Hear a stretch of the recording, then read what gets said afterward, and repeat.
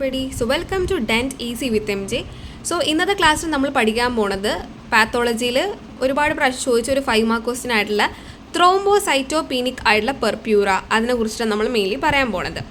Thrombocytopenic purpura എന്ന് പറയുന്നത് 3 കാര്യങ്ങളാണ് ഇതിന് കാരണമാവുന്നത്. ഒന്ന് ത്രോംബോപീനിയ എന്ന് പറയുന്നത് ത്രോംബോസൈറ്റുകളുടെ അളവ് കുറയുന്ന കണ്ടീഷൻ നമ്മൾ ത്രോംബോപീനിയ എന്ന് പറയുന്നത്.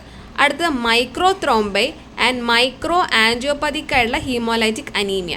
ഈ 3 കാര്യങ്ങളും കോൺസ്റ്റിറ്റ്യൂട്ട് ചെയ്യുമ്പോഴാണ് നമുക്ക് മെയിനായിട്ട് ഒരു ത്രോംബോസൈറ്റിക് പെർപ്യൂറ നമുക്ക് ബോഡിയിൽ മെയിനായിട്ട് സംഭവിക്കുന്നത്. ഈ ത്രോംബോസൈറ്റിക് പെർപ്യൂറ എന്ന് പറയുന്നത് എന്താണെന്നറിയോ, നമ്മുടെ മൈക്രോ വാസ്കുലേച്ചറിൽ മൈക്രോ ത്രോംബൈകൾ വന്ന് അടിഞ്ഞുകൂടുന്നു, ഒരു ബ്ലഡ് ഇങ്ങനെ ഫ്ലോ ചെയ്യുന്നു. സോ അതിൽ വന്നിട്ട് ഈ ത്രോംബൈ വന്നിട്ട് അടിഞ്ഞുകൂടുവാണ്. സോ നമുക്ക് അവിടെ ബ്ലഡ് ഫ്ലോയ്ക്ക് തകരാറ് സംഭവിക്കുന്ന ഒരു കണ്ടീഷൻ, അങ്ങനെ വരുന്നൊരു കണ്ടീഷനെയാണ് നമ്മൾ ത്രോംബോസൈറ്റോപീനിക് ആയിട്ടുള്ള പെർപ്യൂറ എന്ന് നമ്മൾ മെയിൻലി പറയുന്നത്. സാധാരണഗതിയിൽ ഇത് യങ് ആയിട്ടുള്ള അഡൾട്ടുകളിലാണ് മെയിനായിട്ട് ഇത് കാണുന്നത്. ആൻഡ് കമ്മിങ് ടു അതിൻ്റെ പാത്തോജനിസ് എന്ന് പറയുമ്പോൾ നമുക്ക് മെയിൻലി നമ്മുടെ ബോഡിയിൽ എന്തെങ്കിലും ഒരു ഇഞ്ചുറി സംഭവിക്കുമ്പോൾ ആ ഇഞ്ചുറി സംഭവിക്കുന്ന ഭാഗമായിട്ട് അവിടെ വോൺ വില്ലിബ്രാൻഡ് ഫാക്ടർ എന്ന് പറയുന്നൊരു ഫാക്ടർ വരും. സോ വോൺ വില്ലിബ്രാൻഡ് ഫാക്ടർ വരുമ്പോൾ നമ്മുടെ ഈ പറഞ്ഞ പ്ലേറ്റ്ലെറ്റുകളെല്ലാം അവിടെ പോയിട്ട് മൈക്രോ ത്രോംബൈകൾ ഫോം ചെയ്യും.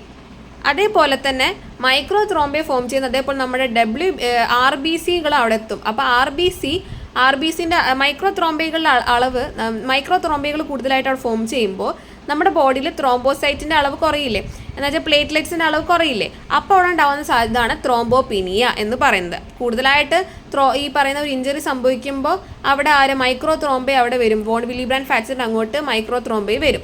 സോ മൈക്രോ ത്രോംബൈകൾ എത്തുമ്പോൾ എന്താ സംഭവിക്കുക, മെയിൻലി നമ്മുടെ ബോഡിയിലെ ത്രോംബോസൈറ്റിൻ്റെ അളവ് കുറയുമ്പോൾ ത്രോംബോപീനിയ എന്ന് പറയുന്നൊരു സംഭവം ആയി മാറും. ത്രോംബോസൈറ്റിൻ്റെ അളവ് കുറയുന്നതിന് നമ്മൾ ത്രോംബോപീനിയ എന്ന് പറയുന്നത്.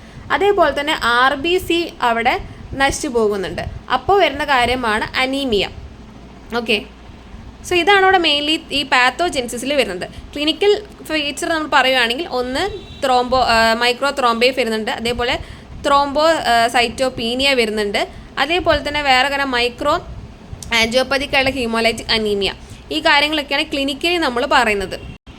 ഇനി ഇവിടെ നമ്മുടെ ലബോറട്ടറി ഫൈൻഡിങ്ങിൽ പറയുന്ന ഒന്ന് മൈക്രോ ത്രോംബൈ കാണുന്നുണ്ട്, അതേപോലെ തന്നെ നമ്മുടെ ഹീമോലൈറ്റിക് ആയിട്ടുള്ള അനീമിയ, നമ്മൾ മൈക്രോ ആൻജിയോപ്പതിക് ആയിട്ടുള്ള ഹീമോലൈറ്റിക് അനീമിയ നമ്മൾ കാണുന്നുണ്ട്. WBCൻ്റെ അളവ് കൂടിയിട്ടാണ്, അതാണ് ലൂക്കോസൈറ്റോസ് എന്ന് പറയുന്നത്.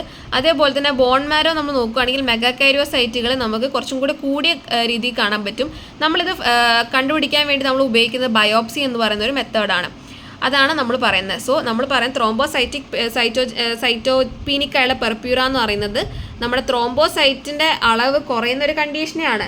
കൂടുതലായിട്ട് ബ്ലഡ് ക്ലോട്ട് നമ്മുടെ സർക്കുലേഷനിൽ ഫോം ചെയ്യുമ്പോൾ ഉണ്ടാകുന്ന ഒരു അസുഖത്തിന് നമ്മൾ ത്രോംബോസൈറ്റോപീനിക് പെർപ്യൂറ എന്ന് പറയുന്നത്.